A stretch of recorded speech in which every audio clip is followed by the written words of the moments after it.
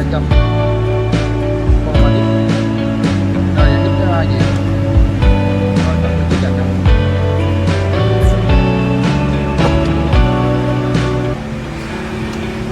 rồi cho hai cánh luôn, hai cánh luôn.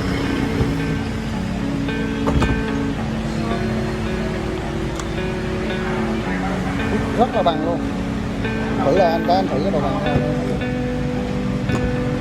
đấy, lấy thứ hai gì nha, quá ơi.